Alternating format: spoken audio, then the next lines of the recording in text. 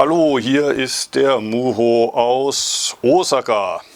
Gestern habe ich den letzten Teil meiner Erklärung des Herzsutras hochgeladen. Am Schluss war ich vielleicht ein bisschen sehr eilig, dann noch das Mantra zu erklären, aber ich wollte zurück zum Fragenkatalog kommen. Im Moment liegt die Reproduktionszahl bei diesem YouTube-Kanal bei den Kommentaren deutlich über 1. Das bedeutet, immer wenn ich eine Frage beantwortet habe, werden mir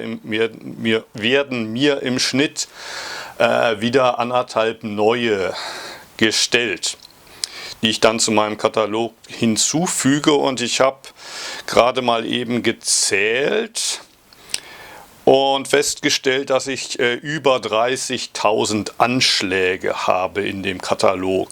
Das sind umgerechnet auf Buchseiten so um die 20 Buchseiten allein an Fragen, von denen ich mir vorgenommen habe, sie früher oder später noch zu beantworten. Was bedeutet, dass, wie gesagt, ich noch länger als ursprünglich geplant diese täglichen Videos weitermachen werde. Und ja, wer Lust hat, kann mir ja Gesellschaft leisten, und wer keine Lust mehr hat, der muss das nicht tun, ne? Ich komme jetzt mal zur ersten Frage in diesem Katalog, die mehr oder weniger zufällig an der ersten Stelle gelandet ist. Wenn ich die da in den Katalog dazu füge, ich versuche die einigermaßen so in Themen zu ordnen, aber nicht unbedingt beantworte ich die Fragen in der Reihenfolge, in der sie mir gestellt werden, und manchmal ist da auch kein thematischer Zusammenhang. Und ihr werdet festgestellt haben, so wie ich, oft brauche ich mehr Zeit, als ich ursprünglich gedacht habe, um ein Thema abzuarbeiten. Und dann, wenn ich endlich zum nächsten Thema komme,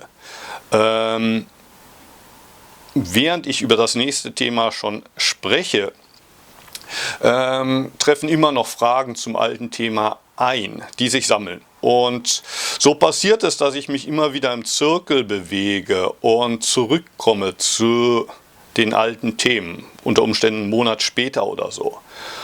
Und bei manchen Fragen frage ich mich, und vielleicht ihr als Zuschauer auch, warum spricht er denn schon wieder über dieses Thema? Ist die Frage nicht schon längst beantwortet? Aber die Tatsache, dass manche Fragen immer wieder gestellt werden, ist vielleicht ja zum einen ein Hinweis darauf, dass meine Antworten nicht gut genug sind. Zum anderen gibt es vielleicht auch keine letztgültige Antwort, aber es macht vielleicht trotzdem Sinn, sich die Frage nochmal zu stellen. Und so ein bisschen auch ist es mit der nächsten Frage, ne? Ich habe das Gefühl, dass sie nicht unbedingt neu ist, aber da sie nochmal gestellt wurde, will ich noch einmal darauf eingehen. Und zwar lautet die Frage wie folgt: Lieber Muho, könntest du etwas zum Thema Alter, Krankheit, Schmerz und Zen sagen? Der Schmerz bringt einen ja unweigerlich zur Präsenz im Hier und Jetzt. Was aber macht man nun damit?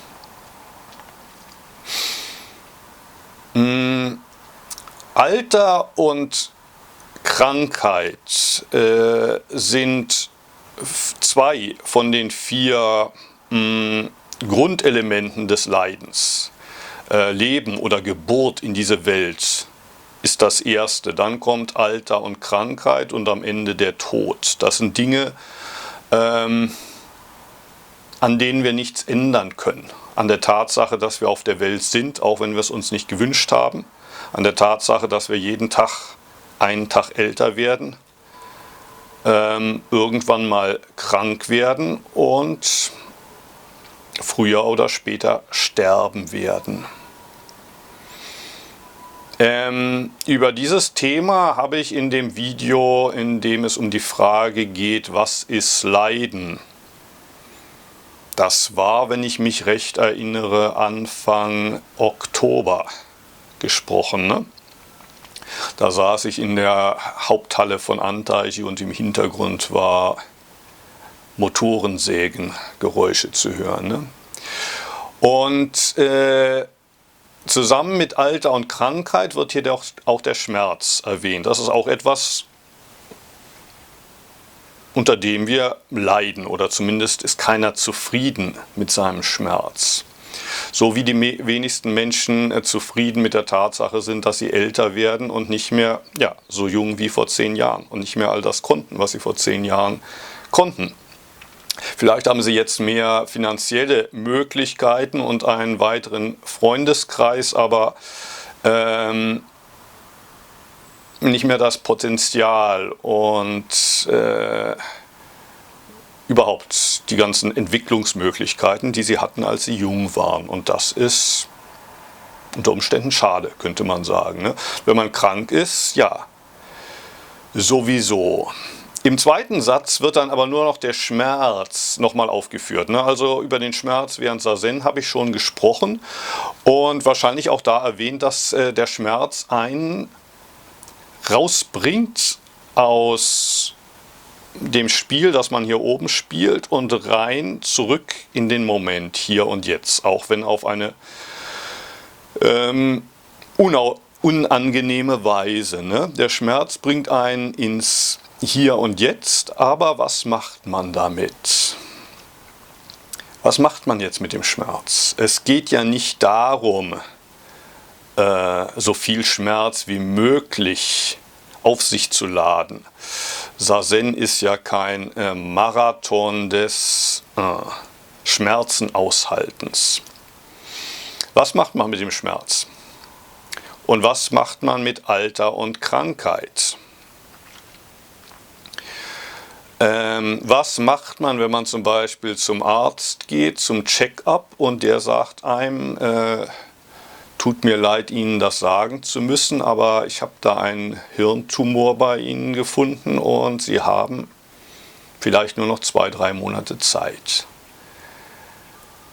Was macht man damit? Und ich war glücklicherweise nie in dieser Situation. Also ich gehöre zu denen, die sich zumindest einreden oder glauben, dass sie mindestens noch 20, 30 Jahre vor sich haben. Aber ob es jetzt 2-3 Monate sind oder 20, 30 Jahre, letztlich hast du immer nur diesen einen Tag. Du hast immer nur dieses Jetzt.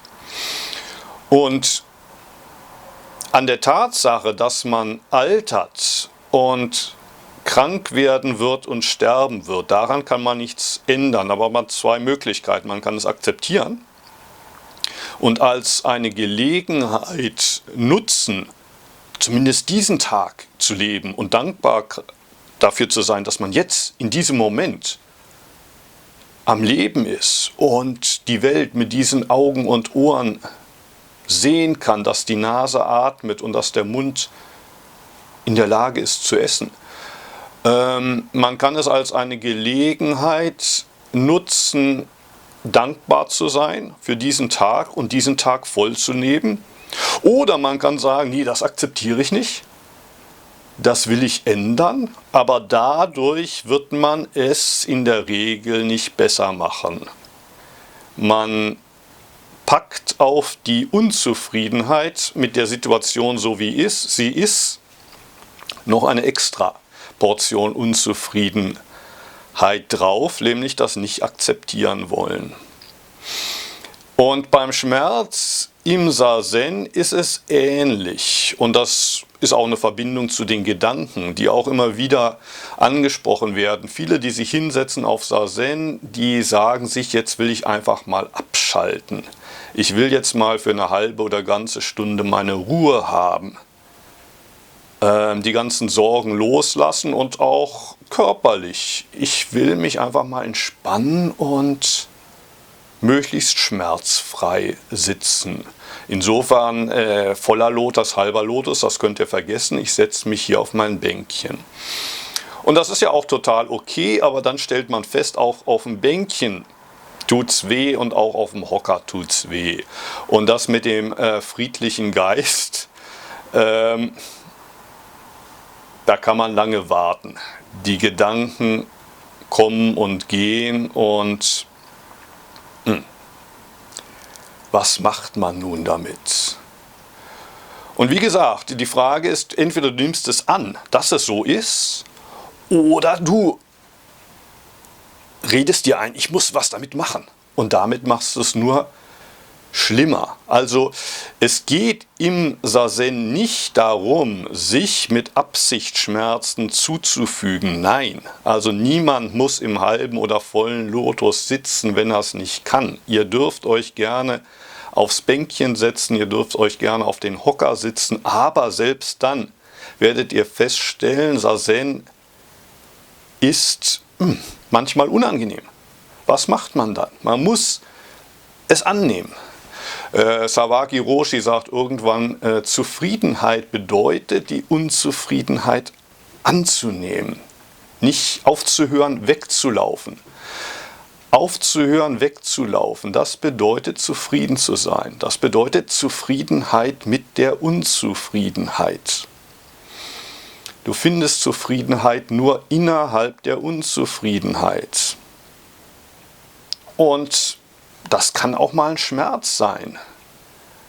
Die Schmerzen sollten dich nicht umbringen. Und wenn sie dich am Ende tatsächlich umbringen, dann stirb. Dann stirb. Frieden des Geistes, das sagt auch der Sawaki in dem Buch An dich, das ist so wie einer, der um sein Leben flehte und plötzlich ist er tot.